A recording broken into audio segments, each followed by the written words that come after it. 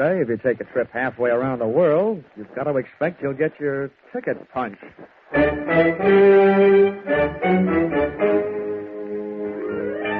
This is another in the adventures of America's fabulous freelance insurance investigator, Johnny Dollar.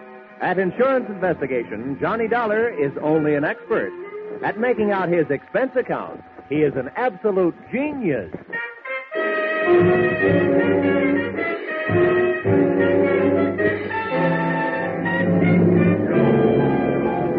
Expense account submitted by Special Investigator Johnny Dollar. To the Constant Sun Trading Company, Cairo, Egypt. And may I say, this is an unexpected pleasure. The one thing I didn't expect to bump into during this case was somebody to pay the bill. It started out being my answer to a fire alarm rung 12,000 miles away by an old wartime friend. It wound up being a game of who gets killed first, with a bunch of guys who suddenly declared themselves a small peacetime war. The difference of opinion arose over a little hassle I might call the expiring nickels and the Egyptian jackpot. Expense account, item 1, $2,200. Air transportation from little old Connecticut to big old French Indochina. Or specifically, Hartford to Halfpenny. That's where I got off the plane to take a breather. But after smelling the air and getting hit in the face with a bucket full of lukewarm raindrops, I got right on another plane bound for my destination, where I'd been summoned by an urgent cable, Calcutta.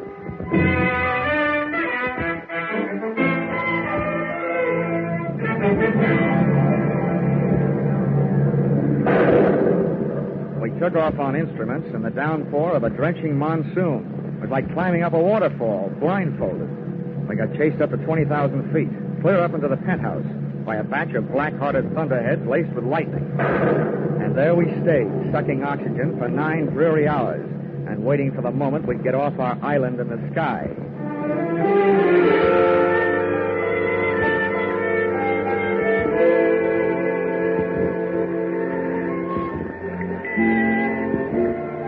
Expense account, item 2, 3 rupees. Transportation from airport to the address of old friend who had summoned me. A place you'd never expect to find trouble. In church. And what a church. 2 Quonset huts on Chowrangi Road. A couple of dozen wooden benches, a retired USO Hammond organ, and most important, its pastor. A guy I'd met when I was calling the CBI Theater my home away from home, Chaplain Joe Blessing. Johnny, it's good to see you. Long time, Joe. Too long. You haven't changed a bit since you were passing out those SL slips to unhappy GIs. So you did decide to stay out here after all. Yeah, I decided the East Indian brand of soul needed a little more saving than the kind I used to know back in Magnolia, Tennessee. Now, come on in the office, Johnny. It was good of you to come right over. You must be wondering why you did. Well, your cable did start a worry or two, Joe. You know, when an ex-soldier gets the trouble call from a chaplain, something's really wrong. What's up? Sit down. Johnny, tell me, how'd you like to do some work in my department? Wait a minute. I wouldn't know where to start. I'm asking you to save a man's soul and to save another man's life while you're doing it. Why me, Joe? Why did I ask you to come all the way from Hartford, Connecticut? Well, Johnny, the ways are devious. There wasn't time for me to do anything else. Huh? If I'd gone through the proper channels here, if I'd become involved with all the inevitable red tape, well, there just wasn't time. Johnny, there's a man in Cairo waiting to be executed at dawn day after tomorrow for a murder he didn't commit. And here in Calcutta is a man who not only witnessed that crime, but has in his possession the evidence that can save that man from swinging. Uh-huh. Now, who is this man on the flying rope end? Lionel Brooke Nichols. He's the president of a vast enterprise called the Constant Sun Trading Company. Now, Johnny, I wasn't ignoring the fact that you work for a living. I'm sure that if you're successful, you can name your own price. This is not a colloquialism, Johnny, but Mr. Brooke Nichols has nothing but money. I didn't realize that such big men got into such big trouble. Oh, he didn't get into it all by himself. Huh? Oh, no. No, this particular big man had the bad luck to have a fun-loving cousin who'd like to see him out of the way, and the faster the better. Name of? Miles Atkinson. He must be some sort of big wheel in the Egyptian government. That's all I know about him. Except that to gain control of the Constant Sun Company, He would move heaven and earth to see Brooke Nichols dead. Well, I don't care what he does with the earth, but I guess I can't stand by and let him mess around with your heaven. Now, let's get down to cases. What about this dude here in Calcutta, the witness with the evidence? Well, his name's William Briggs. He's a very sick man, Johnny. Mm-hmm. Knowing that he might die soon, and it looks like he might. He's had a sudden rush of conscience to the mouth. He wants to talk. Evidently, he's decided that since it's too late to save his body, he'd better do a quick job on his soul. And I nurse him to Cairo, is that it? No. I'm sending a young assistant of mine who'll take that job off your hands. I think you'll like him, Johnny. Now, I want you to get Briggs to the right officials. Arrangements have been made for an ambulance to meet you in Cairo. And, well, we've chartered a cargo plane to take you there. Now, the pilot says he can get you there by tomorrow night. Well, I spent so much time in the air getting here that it shouldn't make any difference. But why a cargo plane? Why not a passenger plane? They have nice soft seats. So, Johnny, the airlines refuse to transport a leper.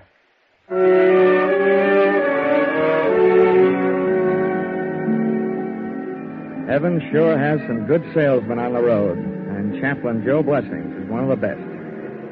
Before I knew it, a big Horizons Unlimited plane was lifting off the runway at Calcutta, and I was in it. Sitting on a suitcase, it looked like I'd never have time to unpack. The invalid Briggs was forward, being bedded down under the gentle hand of Chaplain Joe's assistant, Frankie. Well, that is done. And I give up me Saturday afternoon at Belmont Park for this. You're in luck, Frankie. Think of all the losers you missed betting on. Mr. Dollar, you have the philosophy of a man who has never enjoyed the exquisite thrill of losing his last $2 upon a horse who was retarding the improvement of the breed. Young man, you've never heard of the bluegrass branch of the Dollar family? Kentucky, sir. Mr. Dollar, sir, if it were not for a certain horse from Kentucky named Breezy Boy who ran a very poor eighth at Rockingham, I would not only be a Kentucky colonel, I would be a Kentucky general, passing the time of day with my esteemed co-general, 3-star Hennessy. Here. What's this? Whose briefcase? Briggs. He wants you should take care of it. Now, what's that? What's in it should be in a holster. How do you know? Mr. Dollar, I got a sense of feel. Besides, I looked. It's a Luger. A Luger, huh? Yeah. Offhand, I'd say we are now in possession of the evidence. The murder weapon, in person. Exhibit A. Oops. Still loaded.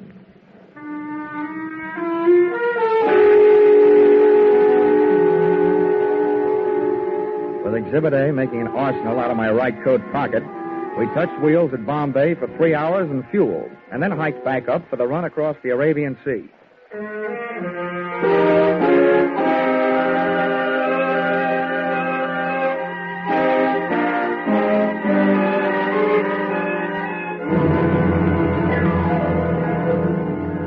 We made landfall high on the coast of Saudi Arabia, and the freight of the Cuff shoreline led us on to the Queen of Sheba's old hometown, Aden, where we sat down again for service, airplane and personal. Frankie and I got our sick man Briggs out and into the shade of a hangar, figuring he could use a breath of fresh air. But he didn't find it in that sun-baked hellhole. A grubby little ground crew burned up 4 valuable hours, taking their own unsweet time servicing the ship. That left us just 8 hours to get Briggs and his evidence up to Cairo, and left me almost enough time to save Mr. Brooke Nichols from taking the rope ride. Estimated time of arrival, midnight. Time of execution, 6 a.m. And I've learned that British officials are hard to wake up. The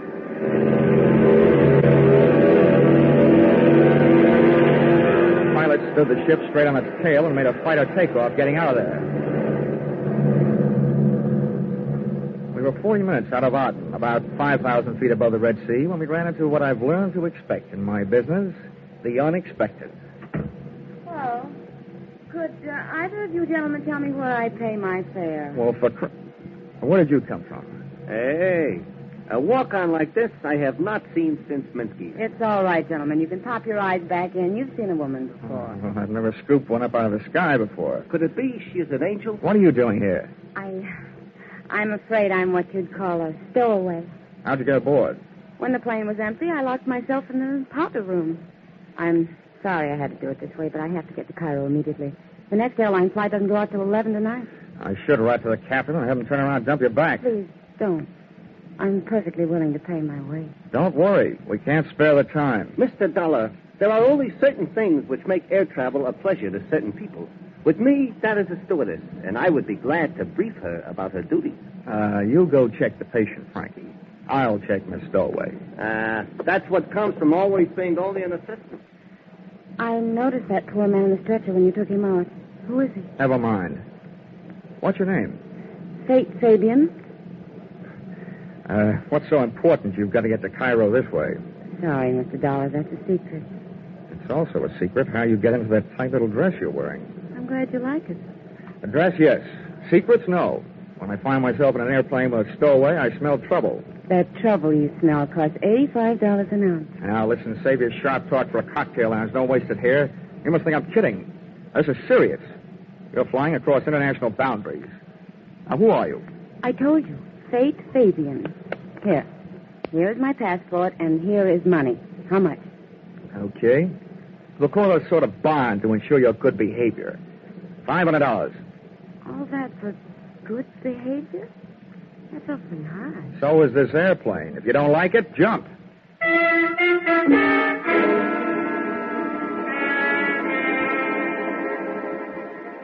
She didn't jump. And after 7.5 more droning hours, I was glad of it. Fake Fabian was all woman, all beautiful. All in a pretty nice relief from watching the time run through my wristwatch. She spent most of the trip sharing my suitcase with me. But once I looked up at her, when she was silhouetted against a window, posed against that moonstruck Egyptian sky. And it was almost worth the trip, the way she looked, wearing those stars in her hair. Just about then, a vague glow on the horizon took over where my conscience left off. We were coming into Cairo, and the problem of landing 50,000 pounds of airplane replaced the problem of landing 120 pounds of woman.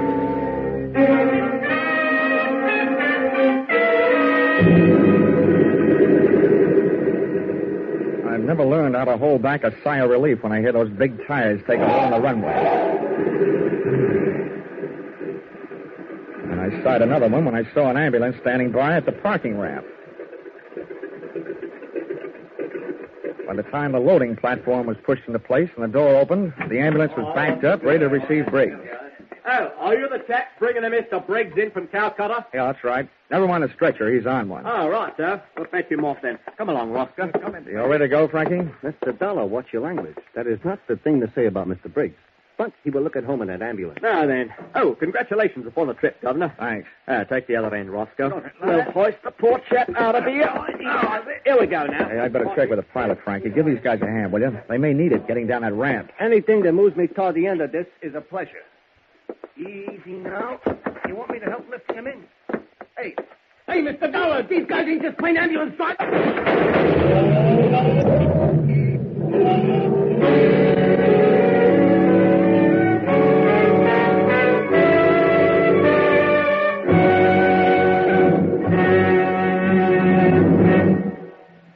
In just a moment, we return to the second act of Johnny Dollar. But first, whatever you're planning to do over the Labor Day weekend, be sure to plan to listen over most of these same stations tonight to a wonderful new show on CBS. It's Horace Height's original Youth Opportunity Show, a full half hour of fun and excitement. You'll get the thrill of a lifetime hearing talented young Americans get the chance of a lifetime. Don't forget, Sunday night with Horace Height, the Horace Height Original Youth Opportunity Show, starting tonight on CBS.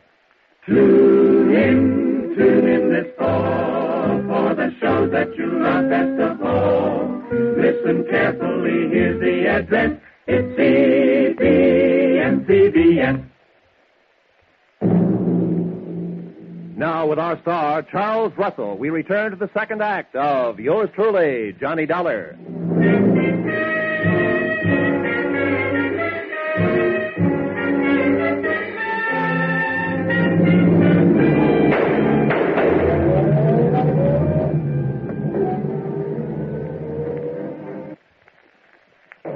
I had made 4 steps toward the cockpit when I heard Frankie yell, and a half a step back toward the door when I heard the shots. By the time I got to the top of the ramp, the ambulance was about 20 yards away, and pitted against that distance were 2 overlapping thoughts. 1, the way to stop, or at least slow it down, was to puncture the rear tires. 2, the tool at hand was that loaded Exhibit A Luger that should have been in my pocket. It wasn't there. I looked around, didn't see it. But I thought I knew where to find it. Come on, open up. Or I'll put this fire extinguisher to that door. And if your head isn't in the way, I'll get that neck. Wait a minute. Mole, don't use the same hiding place twice. It could be that I wasn't hiding. And it could be that purse is now holding a Luger. Give me it. Yeah. Now all I need is to hear you say you don't know how it got there. I don't know how it got there. That does it. Come on, you're coming with me. Come on, get going. Ouch! You don't have to do that. What I did have to do was dig up some transportation. It turned out to be a taxi whose driver had slept through the excitement and therefore was the only one at the hack stand. I think he was still asleep when I gave my unwilling companion an ungentlemanly shove into the rear seat. And we left.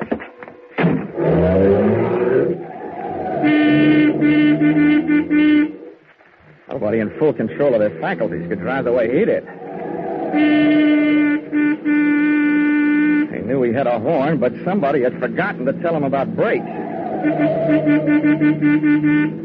All I had to go on was the direction in which that ambulance had taken off, straight toward Cairo. So, that's where we went, straight toward Cairo. Come on, whatever your name is, sit up and start your story. My name is Faith Fabian. Glad I couldn't be less interested. What I want to know is where those friends of yours take Briggs and Frankie. I have no friends. I can believe that. Whatever those thugs are, where are they? I don't know what you're talking about. Now, don't be coy. You and those mugs in that ambulance add up, that's all. Doesn't take any brains to figure out what you're all working for the same guy. What same guy? Miles Atkinson. The guy that's trying to keep witness Briggs and his evidence from saving Brooke Nichols from hanging about 5.5 hours from You're being stupid. Maybe so. All I know is somebody got away with a witness, and I find the evidence sharing your purse with your eyebrow. I found it on the plane. Somebody must have dropped Oh, it. don't give me that. You can probably recite the serial number. Okay. You want the murder weapon? I'm going to be a real nice guy, just long enough to give it to you. And then I'm going to give you to the police. They have a nice little game they play with combinations like that.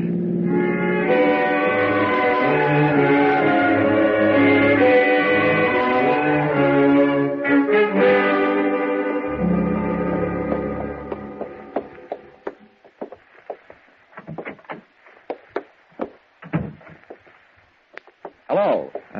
Are you the chief inspector? I am. This girl keeps telling me her name is Faith Fabian. How do you do, Inspector? I've looked forward to this. I'll bet. Well, my name is Johnny Dollar. I'm looking for somebody who knows the Brooke Nichols case. Well, you certainly came to the right place. I know about the Brooke Nichols case. Well, that's what I'm here about. You can bust that case wide open, Inspector. Brooke Nichols is innocent. Now, here. This Luger is all the evidence we'll need. Thank you, Mr. Dollar. One thing you'll still have to help me find, though, is a man named Briggs. He was an eyewitness to the murder. I brought him all the way from Calcutta, and somebody put the snatch on him at the airport. Not only that, they grabbed the guy who was helping me. Oh, yes. Yes, that would be the obstreperous young gentleman you call Frankie. Oh, you know where he is? Oh, yes, indeed I do. Then he's all right. Yes. If you could call a man all right when he's just been arrested for the murder of Mr. Briggs. Murder? Yes. Mr. Briggs was shot in the ambulance that took him from your plane. Hey, what is this? This is a very good time for both of you to remain perfectly still, Mr. Dollard. After you raise your hand, Miss Fabian, you needn't bother. There's hardly enough of that dress to conceal all of you, let alone the weapons. Thank you. Mr. Dollard, this is what a romanticist would call a poetic injustice. You see, this Luger, the evidence, as you call it, happens to belong to me. But that's the murder weapon. Who are you, anyway? Chief of Inspectors Miles Atkinson. Miles Atkinson? Oh, no. Oh, yes. I fly 5,000 miles from Calcutta to put you in the hands of the police. And you turn out to be the police. Yes. Bloody convenient, isn't it? Not for me, it isn't. Steady, old boy. You know, this gun was probably the most fortunate purchase I ever made in my life. First, it killed a man who was in my way. Then, because it disappeared, it made it possible for me to establish false evidence, ostensibly proving that my esteemed cousin, Brooke Nichols, was guilty of the murder. And now, his death by hanging will place in my hands the controlling interest of the Constant Sun Trading Company. Quite a bargain. Thank you, Mr. Dollar. Not you, the gun. Which I shall now put to its final use. And after it is disposed of you two, I shall dispose of it. That was the prettiest confession I've ever heard. I'm surprised that a chief inspector and bargain hunter should sell himself out so cheaply. What do you mean by that? That the confession was complete, voluntarily made in front of witnesses, and that we are leaving with it, and that you are coming with us. Hey, Fate, baby, take it easy. No sense going on the make for a hot bullet. Mr. Dollar is right. I warn you, the one who moves first dies first. Very well. Fate, one step closer, Miss Fabian. I'm not afraid of you. All right, you asked for it. Now take it. What is this? No use, no bullets. No, you can't stop me now. You won't. And ladies say so far, now it's boys' Look time. how he's trying to die.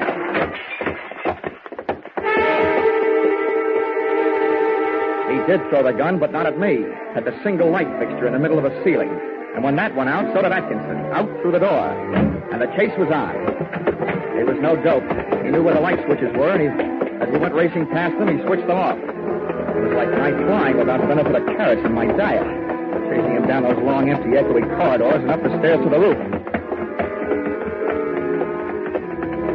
At the door of the roof, I threw on a brake by throwing an arm around Fate. She was soft, and it was dark, but I was scared. I figured Atkinson might have picked up a weapon on the way. And that turned out to be an underestimate. What he had picked up was a fire hose.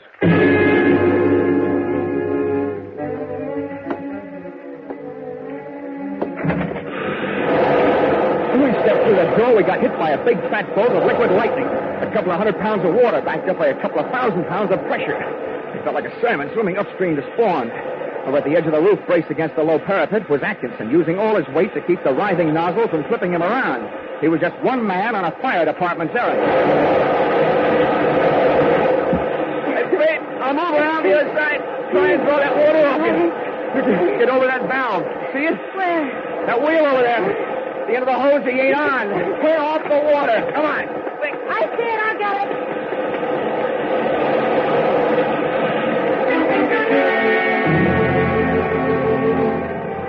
Instead of dropping away to a dribble, the hose suddenly snapped its muscle up to its hardest as a driving surge of water went through it. And before Atkinson could get himself untangled from the canvas and rubber snake, it snapped him over the parapet, off the roof, and high into the night. Hey, Fate! Turn off that water!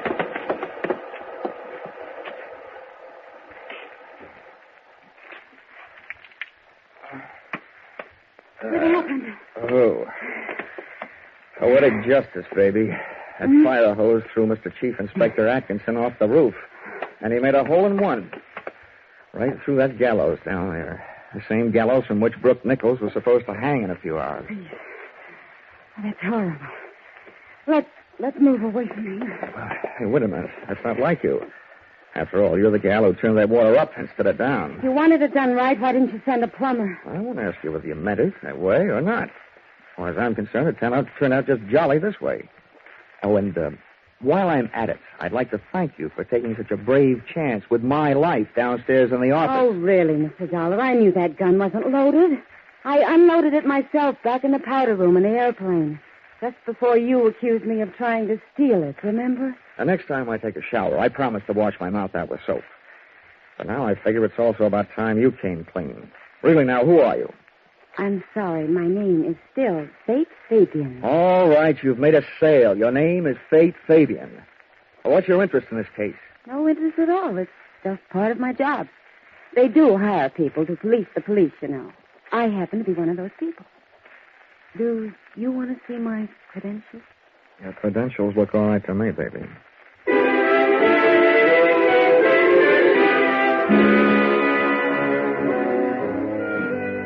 We got off the subject, off the roof, and into the problem of getting Brooke Nichols off the end of a rope. After going through those motions, and that gal made all the motions, including retrieving young Frankie to the pokey, I kissed Fate Fabian goodbye, just for luck. And receiving no interest on that investment, we headed back to the airfield.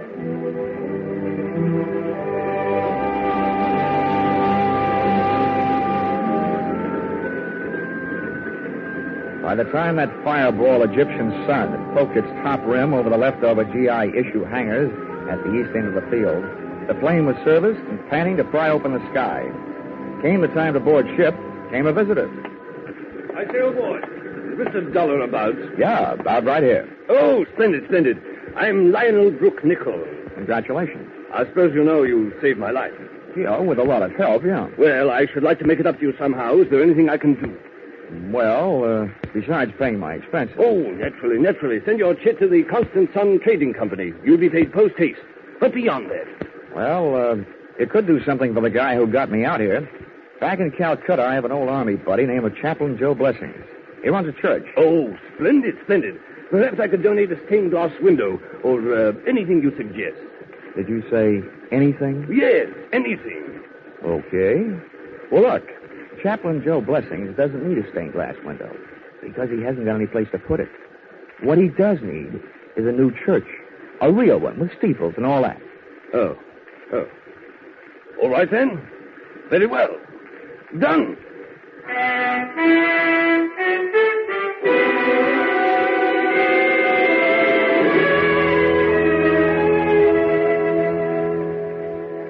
Expense account, item 3.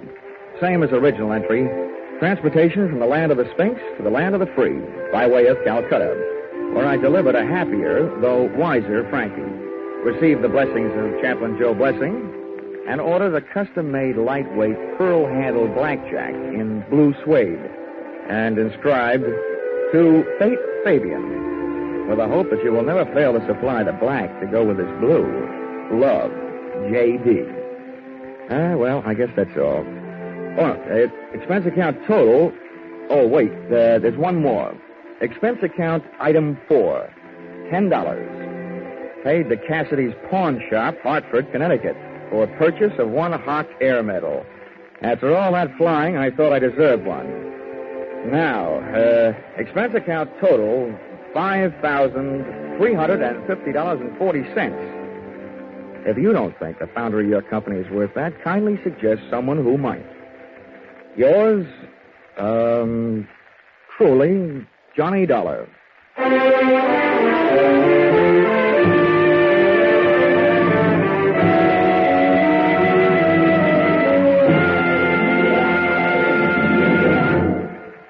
Yours truly, Johnny Dollar, was produced and directed by Gordon T. Hughes and stars Charles Russell, with script by Paul Dudley and Gil Dowd. Featured in the cast were Georgia Ellis, Jack Edwards, Parley Bear, and Paul Dubov. The special music is written and conducted by Leith Stevens.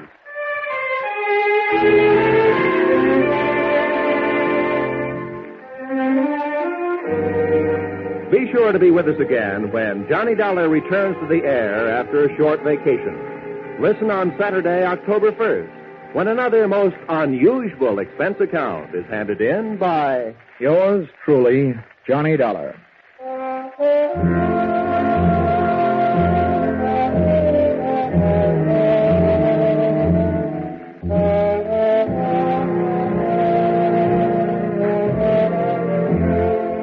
Next week at this time, on many of these same stations, Eve Arden will bring you the madcap adventures of America's favorite schoolmistress, our Miss Brooks. Miss Arden, who has been heard later on Sunday evening for more than a year, is moving to this new time, and CBS cordially invites you to hear her and her famous brand of comedy. To make sure, consult your local newspaper listings next Sunday for the new time, when you'll hear Eve Arden and our Miss Brooks. Now, stay tuned for Your Hit Parade on Parade, which follows immediately over these same CBS network stations. This is Roy Rowan speaking. This is CBS, the Columbia Broadcasting System.